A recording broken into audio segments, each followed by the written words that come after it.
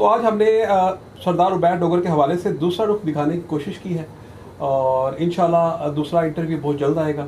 अस्सलाम वालेकुम, live news के साथ मैं हूं मोहम्मद तारिक और हम इस वक्त मौजूद हैं लाइव न्यूज़ के स्टूडियो में और हमारे साथ मौजूद हैं सरदार उबैद डोगर। किसी तारुफ के मोहताज नहीं है। इस कायनात में कोई भी आम इंसान ये दावा नहीं कर सका आज तक कि वो परफेक्ट है, बल्कि नियर टू परफेक्ट तो हो सकता है लेकिन परफेक्ट नहीं हो सकता। और अब हम आते हैं आज के इस स्पेशल इंटरव्यू की तरफ। जी सरदार साहब, जनाब आप कैसे हैं? जी अल्हम्दुलिल्लाह मैं बिल्कुल ठीक हूँ और लाइव न्यूज़ का शुक्रिया जिन्होंने मुझे दावत दी। आपकी आमद का बहुत शुक्रिया जनाब, आपने कीमती टाइम निकाला और आप तशरीफ़ लाए। सरदार साहब, हम बगैर किसी झिझक के आते हैं अपने पहले सवाल की तरफ कि आपकी जो वजह शोहरत है लोगों में, इदारों में, वो जनाब बदमाशी और गुंडागर्दी है। इसके बारे में आप क्या कहेंगे? देखें जी, ये तो अपनी अपनी राय की बात है। जो मुझे लोग जानते हैं वो मेरे बारे में ऐसी राय नहीं रखते। जो मुझे नहीं जानता उनको क्या कह सकते हैं, उनका अपना माइंड है, वो रख सकते हैं, जैसे मर्ज़ी कह सकते हैं मुझे। इस माशरे में जो अपना हक लेना जानता है वो बदमाश है, जो हक लेना नहीं जानता वो शरीफ आदमी है। क्या बात है जी, ये बात मैं रिपीट करूंगा कि इनका कहना है कि जो बंदा अपना हक लेना जानता है वो तो बदमाश है, बिल्कुल, और जो नहीं ले सकता हक वो शरीफ है इस माशरे में। अगर आप इस माशरे का बागौर जायज़ा करें तो एक लम्हे में आपको मैं बदमाश भी दिखूंगा और शरीफ भी दिखूंगा। ये माशरा है, जैसे आप चाहें उसे अपना माइंड के मुताबिक कह सकते हैं। सरदार साहब, इसका क्या मतलब हुआ, वो कैसे? देखें अपना तारिक भाई, जब बंदा किसी का हक मारता है तो बदमाश, जब कोई बंदा उसका हक मार देता तो वो शरीफ। क्या बात है जी, ये बड़ी अजीब फ़िलासफ़ी है और ये बात है भी ठीक ही है कि जब आपका हक मारा जाता है तो आप शरीफ होते हैं, मजलूम होते हैं, और जब आप किसी का हक मारते हैं तो आप खुद को बदमाश नहीं कहते। उस वक्त आप मतलब कहते हैं कि जी मैं राइट पे हूँ। और बाकी रह गई गुंडागर्दी हो या अदारों की बात, तो यहाँ पे कौन सा इंसाफ है, कौन सा मेरिट है? ये तो आपने पंजाबी की कहावत सुनी होगी कि हाथ पे दी गाल है जी। बिल्कुल ऐसा ही मैंने सुनी है जनाब, बिल्कुल सुनी है मैंने। एक आम आदमी सारी ज़िंदगी अदालतों के चक्रों में गुजार देता है और किसी के लिए रात 12 बजे भी अदालतें खुल जाती हैं।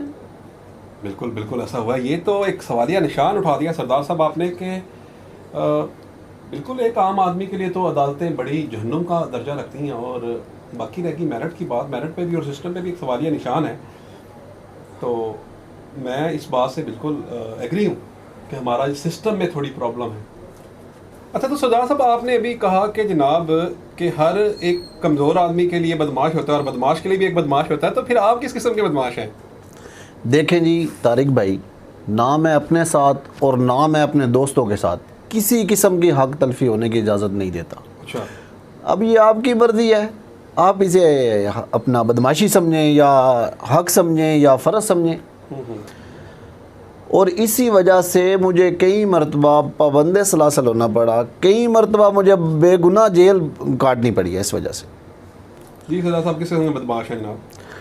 देखें भी तारिक भाई, मैं ना अपने साथ और ना अपने दोस्तों के साथ किसी किस्म की हक तलफी की इजाज़त नहीं देता।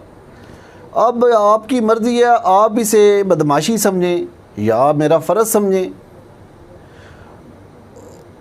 और इस वजह से मुझे कई मरतबा पाबंद सलासल होना पड़ा, कई मरतबा मुझे बेगुनाह जेल काटनी पड़ी, लेकिन कोई बात नहीं है। मतलब आपका ये एक नज़रिया है कि जनाब मैं ना अपने साथ ज़्यादती होने दूंगा ना अपने दोस्तों के साथ। इसको अब आप बदमाशी कह लें, इंसाफ कह लें, जो भी कह लें, लेकिन इस सिलसिले में आप कई बार जेल जा चुके हैं और कई बार झूठी FIRs भी आप पे हो चुकी हैं और आप पाबंद सलासल रह चुके हैं।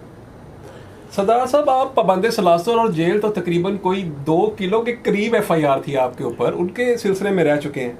इनकी क्या वजह हुई फिर? तो आप FIR देखें तारिक भाई, मैं उनमें बाइज़्ज़त तरीके से बरी हो चुका हूँ। और यहाँ पे रहेगी जो पर्चा करवाने वाली बात, वो तो आप किसी पर भी करवा सकते हैं। अभी एंकर इमरान रियाज पे जो पूरे पाकिस्तान में FIR हुई हैं, क्या उसका कोई कसूर था? वो बेचारा बेगुनाह ऐसे ही अपना पाबंद सलासल रहा है। और कोई पता नहीं है तारिक भाई, इस इंटरव्यू के बाद आप पे भी FIR हो जाए। आप बेगुनाह किसी पे भी आप FIR करवा सकते हैं। सिर्फ दफात का आपने रेट तय करना है बस। अच्छा सरदार साहब, इसमें देखें ये हो सकता है थोड़ा सा मुश्किल हो जाए।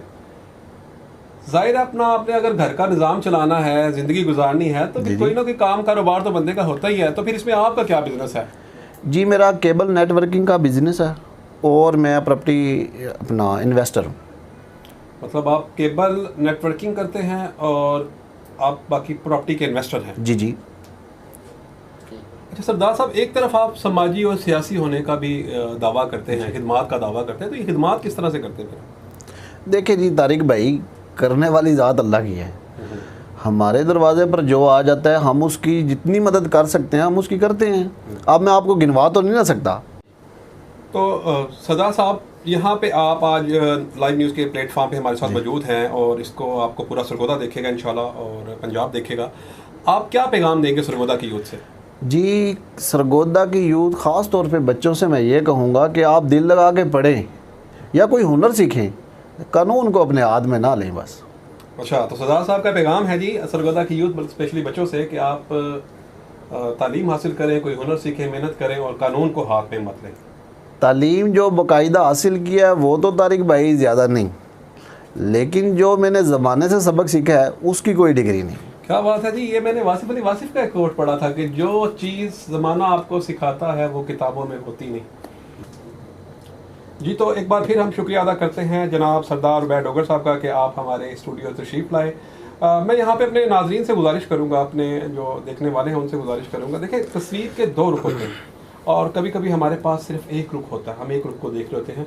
तो आज हमने सरदार उबैद डोगर के हवाले से दूसरा रुख दिखाने की कोशिश की है और इंशाल्लाह दूसरा इंटरव्यू बहुत जल्द आएगा। अपना ढेर सारा ख्याल रखिएगा, दुआओं में याद रखिएगा। बहुत शुक्रिया, अल्लाह हाफ़िज़।